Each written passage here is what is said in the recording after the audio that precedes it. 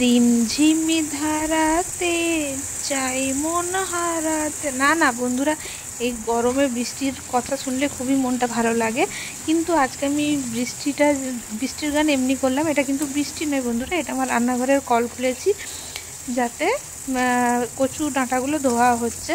তো আজকে তোমাদের সঙ্গে কচু ডাঁটার রেসিপি শেয়ার করব। তো চলো দেখি, কথা আটকে যাচ্ছে। এক্সাইটেড হয়ে গেছি তোমাদেরকে কচু ডাঁটার রেসিপি শেয়ার করব বলে। কারণ কেন বলো তো, আমি প্রথম রান্না করছি, তাই তোমাদের সঙ্গে সেটা শেয়ার করলাম। কোনোদিনও রান্না করিনি, আর খেতে কিন্তু দুর্দান্ত লাগে।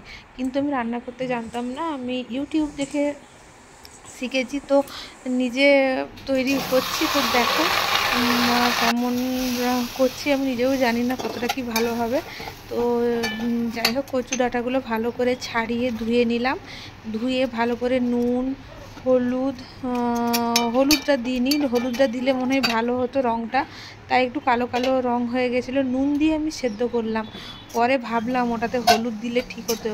আমি তো পরে ভয়েস দিচ্ছি, তাই বলছি আর কি।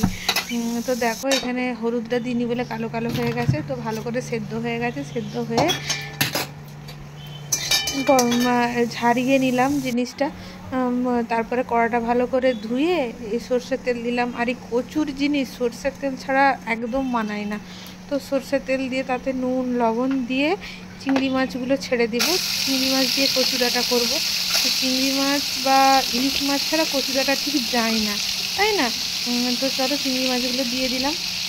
অল্প কটা চিংড়ি মাছ ছিল, তাই সেটা দিয়ে আমি ভাবছি করে নিই, তাই ওটা দিয়েই করছি। তো তোমরা দেখো ভিডিওটা, আর শোনো, তোমরা পায়েল সাহা চ্যানেলটা অবশ্যই সাবস্ক্রাইব করবে ফ্রেন্ড।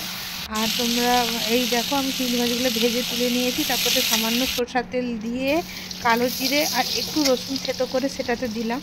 দিয়ে তারপরে এই যে আদা রসুন পেঁয়াজ টমেটো পেস্ট করা আছে, কাঁচা লঙ্কা, এগুলো সব পেস্টটা দিয়ে দিলাম।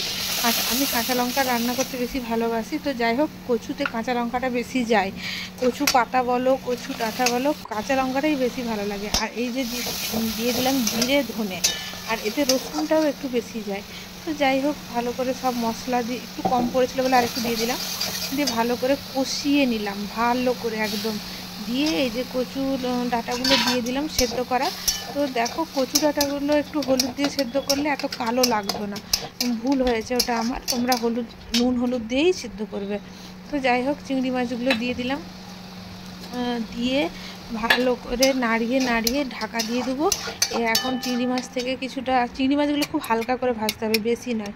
তো নাড়িয়ে ভালো করে কষিয়ে নিলাম। তো দেখো আমার রেডি কচু ডাঁটা দিয়ে চিংড়ি মাছের তরকারি, একদম রেডি। আর দুটো কাতলা মাছ ভাজছি, ওটা রায়ের বাবার জন্য। আমার মাছ খেতে ইচ্ছা করছিল না, কচু ডাঁটা হলেই আমার যথেষ্ট। দেখো লুকটা জাস্ট অসাম, তেল ছাড়া হয়েছিল, এখনই জিভে জল চলে আসছে। খুব সুন্দর খেতে হয়েছিল জানো তো। তো যাই হোক, দেখো তোমরা এইভাবে রান্না করবে, তোমরা সবাই জানো রান্না করতে, তাও আমার রান্নাটা দেখালাম, যদি কারো উপকারে লাগে অবশ্যই তোমরা ট্রাই করবে। তো আমি ওটা হয়ে গেলে তরকারি পটল আলু দিয়ে আর দুটো কাতলা মাছ দিয়ে ওদের আমার মানে বরের আর রায়ের বাবার জন্য মাছের ঝোল করব। আর যে পটল আলু তাকে নুন হলুদ দিয়ে তেলে প্রথমে ভেজে নিচ্ছি, আর মশলা তো পেস্ট করাই আছে, মশলা পেস্ট করে দিয়ে দিব। তো পটল আলুটা ভেজে নিচ্ছি।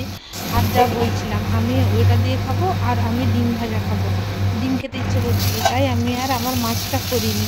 তো যাই হোক, আলু পটলটা ভালো করে ভাজা হয়ে গেছে। এরপর দিয়ে দিলাম মশলা একসঙ্গে বেটে নিয়েছিলাম, কত সুবিধা বলে, একসঙ্গে বেটে নিলে ঝট রান্নাগুলো হয়ে যায়।